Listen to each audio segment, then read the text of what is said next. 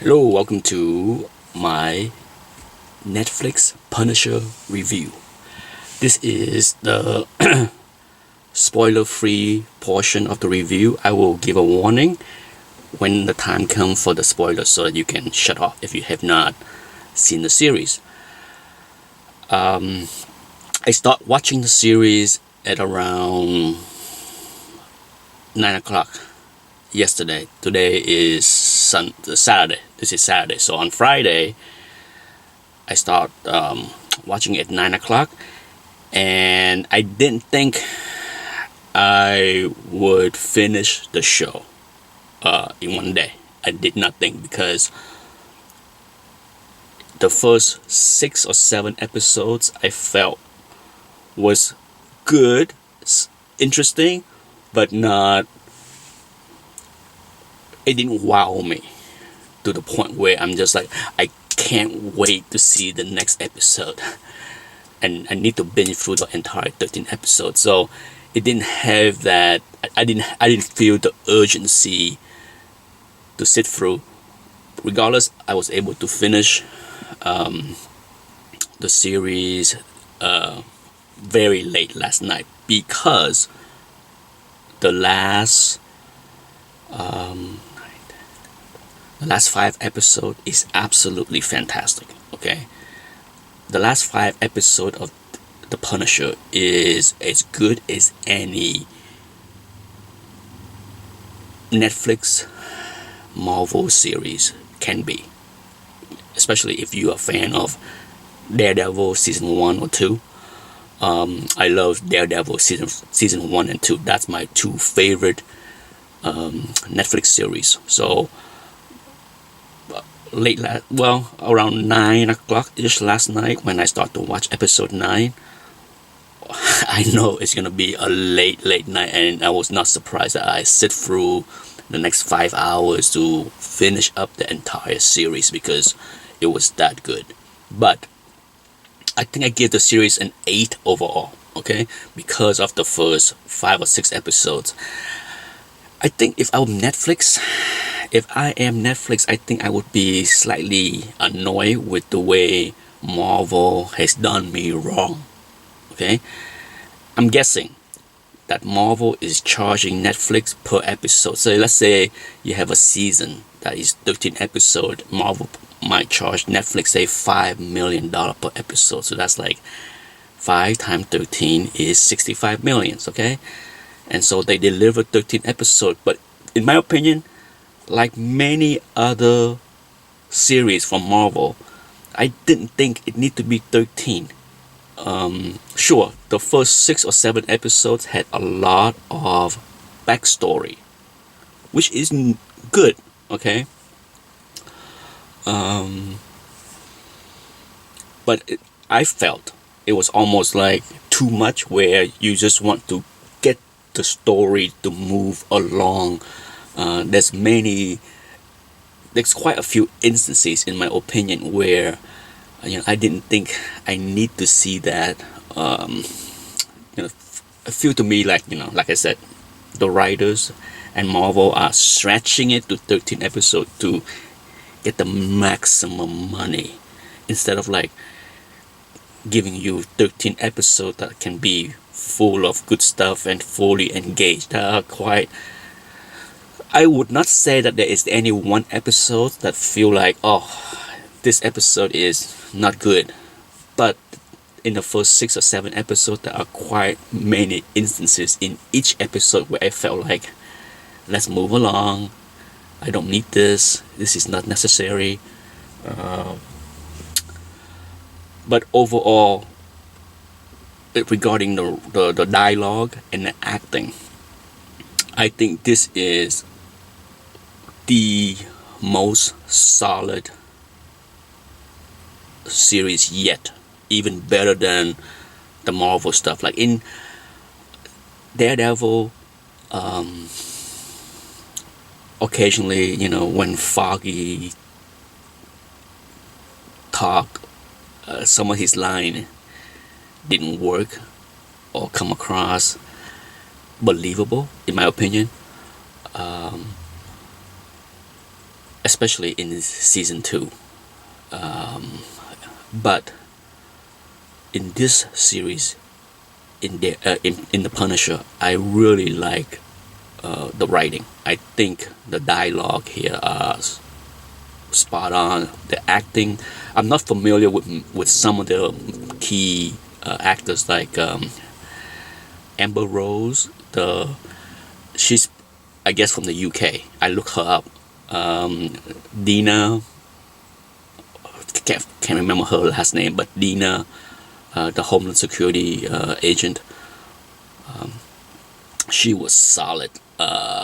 Micro was solid. Even Micro family was solid. Billy Russo character was solid. Like up and down the cast. I think there is nothing to complain about the acting and the lines that were given to them.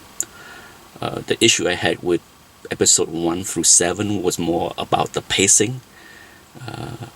But other than that, there's nothing to complain about. And then from episode 9 onward, it is brutal. Okay, this is an R-rated violent show. As with many Marvel Netflix show, there is a need to throw in a lot of sexual scenes, which is absolutely unnecessary. Okay. The good news is they were better done compared to Jessica Jones or Luke Cage or any other episodes. When I look at the way Marvel is heading as far as these series, you go back to Daredevil season 1 and 2. There's no need. You didn't see. Sure, there are some sex scene with Daredevil and Elektra, but not to the extent that you see here with Amber Rose. Okay, they use her in many scenes, and every time a sex scene come up, I'm just like, really? Do we need this?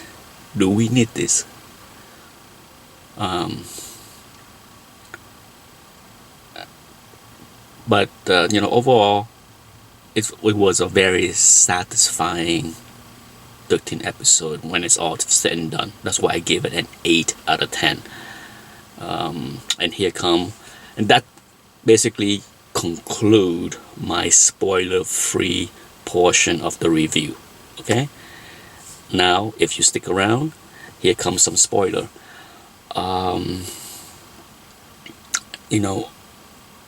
I did not read up on any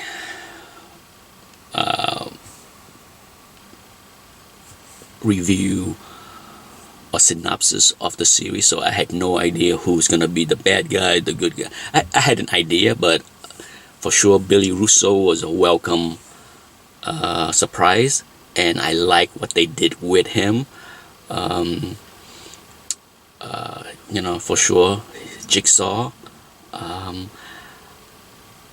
In my earlier portion where I complained about the unnecessary backstory, his mother, for example, okay, the scene with him in a care facility with his mother laying there, and that whole scene that took 5-10 minutes. Cut that out, okay? Like I said, there are a lot of those little things like that in the first 7 episodes. I'm just like, do I need this 5 minutes of nonsense, of stuff that are fluff? Would I rather have this as a 10 episode series and a tighter 10 episode instead of like having the first half of the season kind of fill in with some fluff to stretch it out to 13 episodes? Absolutely. To me, this could be done in 10 episodes easily, and I would have been mad if I was Netflix, because I felt like Marvel inflated the cost just to make me pay for extra stuff that's not good. The storyline I really like. For sure, I understand the need to give a lot of backstory to Micro. I really like the dynamic between many of the characters. It works for me. It works with Micro and Frank It worked with Dina and Billy Russell, Frank and Micro family, even the partner of Dina, or not partner, well, you can call her subordinate. I can never say that word right. But I have watched too many of these kind of shows and TV series or movie that very little surprised me. Very little surprised me. Was it a surprise that Dina's partner was killed when he showed up in that moment? The moment he shows up with Billy Russell, I'm just like, oh, he's dead meat. There's no way Billy Russell is gonna be captured. The one time that it surprised me was when Frank took a shot at what's his name? I forgot his name. At the bad guy with the big rifle, and it hit the window, and the window was bulletproof. That was the only time in the show where I'm just like, oh snap, I didn't expect that. Okay, first of all, I didn't expect him to pull the trigger because I figured the main bad guy is gonna be there for a while. So it was an oh snap moment when he pulled the trigger, and then it's a double oh snap when the bulletproof glass was there. The violence in the last 3 episodes is wow. I mean, it's just like I closed my eyes. I think on 2 occasions. When Frank, pushed his thumbs to the eyeballs of the main bad guy. That was, yeah. Whoa, it's but the action, the close quarter action with the hand to hand, was very well done. Extremely well done, next to Daredevil as far as the series. I like this series a lot compared to, say, Jessica Jones or Luke Cage or Iron Fist or even Defenders, because at the end of the day it's more realistic. A lot of the fight scenes with Jessica Jones or Luke Cage are so ridiculous, and my biggest complaint in those 2 series was the inconsistency. If you have character that can throw somebody 25 feet away or bend steel, surely the punch is not gonna just turn your head. It's gonna knock you on your ass and knock you out. And to see Luke Cage needing so many punches to take out anyone was annoying. Same thing with Jessica Jones. I mean, the inconsistency in their power is just stupid in those series. But with Frank, oh man, he got the beating, and he gave the beating. Overall, fantastic. I'm very happy that the series turned out the way it did. Couldn't be happier, and I so look forward to see season 2, because there are so much more of this character I want to see on the small screen. And that's it for my review of The Punisher. Thanks for watching. Bye bye.